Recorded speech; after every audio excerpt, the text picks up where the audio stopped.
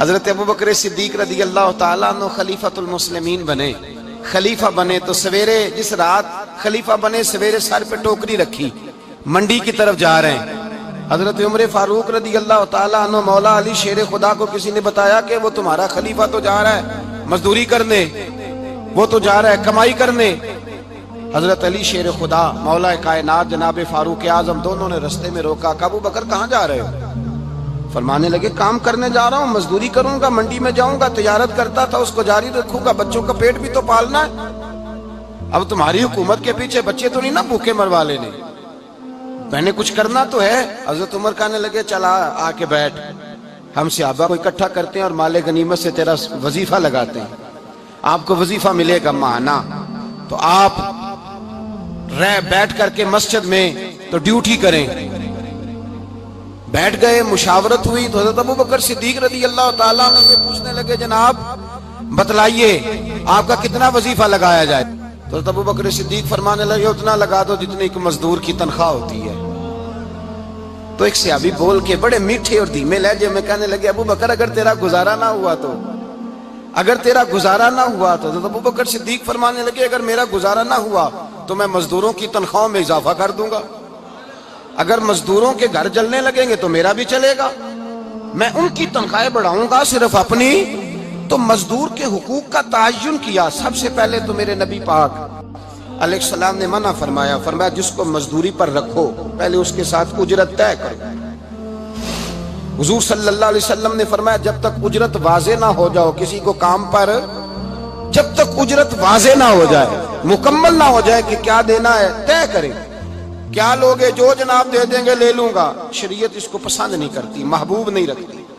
پہلے اس کے ساتھ پہلا حق مزدور کو یہ دیا کہ اس کی اجرت پہلے، بولیے اجرت پہلے اجرت طے ہوگی، یہ پہلا حق ہے۔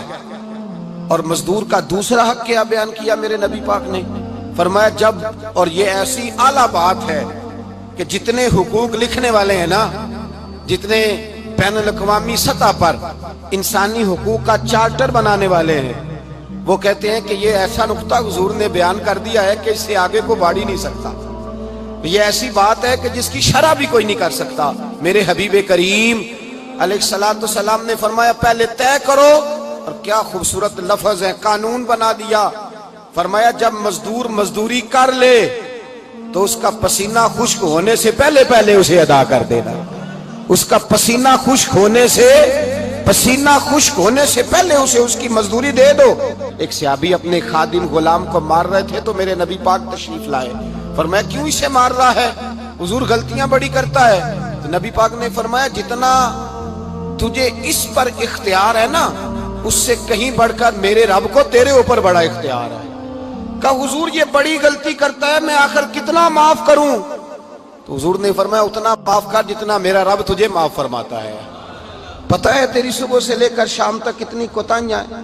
درگزر کا حکم دیا، پہلا حق یہ دیا مزدوری طے کرو، دوسرا حق یہ دیا پسینہ خشک ہونے سے پہلے ادا کرو، تیسرا حق یہ دیا کہ اس سے درگزر کرو، غلطی ہو جائے تو درگزر کرو۔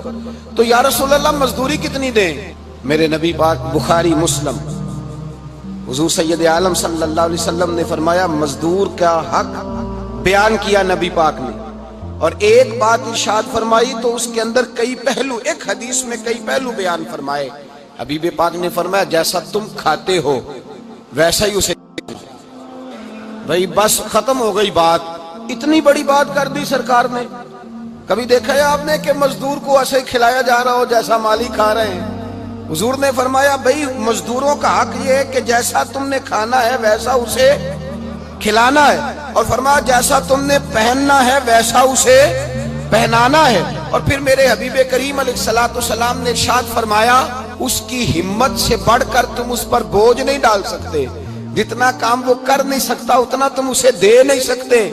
اور فرمایا اگر اتنا کام دینا ہے جو اس کی ہمت سے زیادہ ہے تو میں اس کے مالک کو کہتا ہوں وہ بھی اٹھ کے مزدور کے ساتھ کام پہ لگ جائے، اٹھے اس کے ساتھ کام میں شریک ہو جائے۔ مزدوری کا بھی تعین فرمایا، اور پھر اس کو کام کس مقدار کا دینا ہے، مزدور کو کس قدر زیادہ اس پر بوجھ ڈالا جائے گا، یہ بھی مصطفیٰ کریم نے بیان فرمایا۔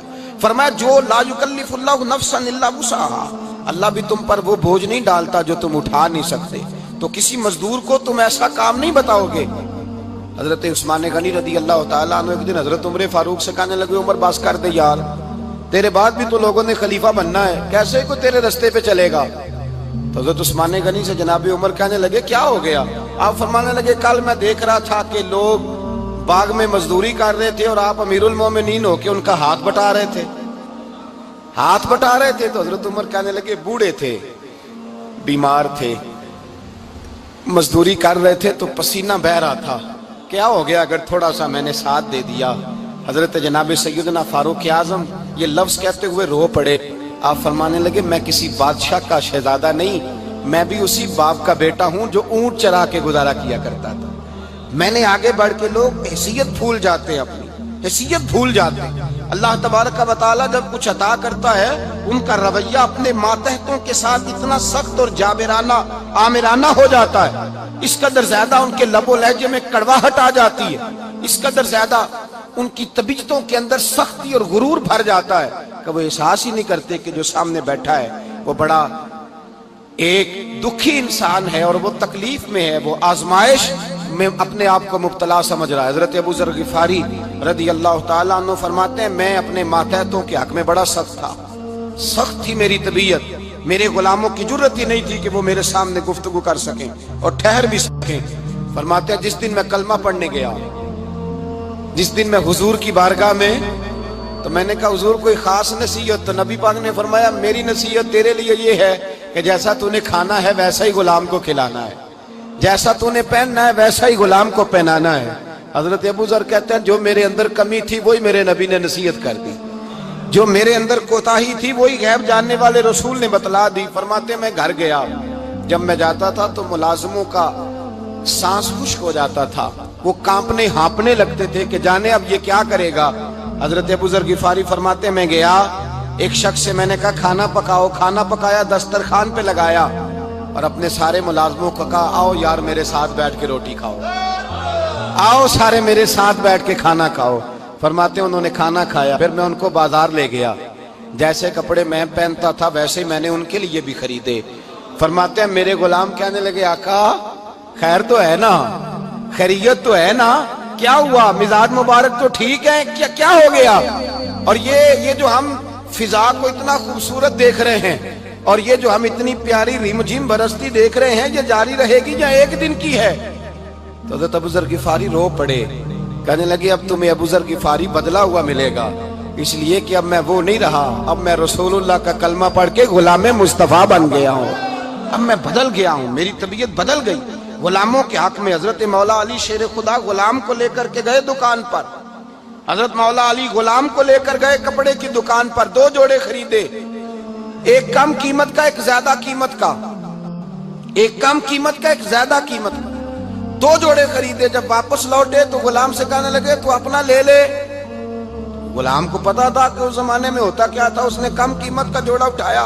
حضرت علی فرمانے لگے عجیب آدمی ہے، یہ تو تیرا نہیں یہ تو میرا ہے۔ اس نے کہا حضور کس طرح سے؟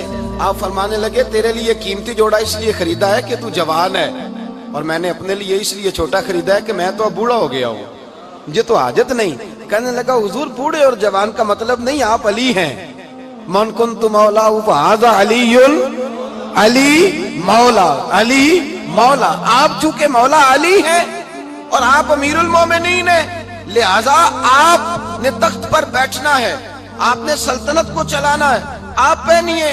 حضرت علی فرمانے لگے تو میرا غلام بنا ہے نا، تو نے ابھی میرے نبی کا دیدار نہیں نہ کیا، تو بعد میں آیا ہے نا، اگر تو اس دور میں ہوتا تو جان جاتا کہ یہ عمل میرا ہے، پر اس کے پیچھے جو نصیحت کے پھول ہیں وہ مصطفیٰ کے عطا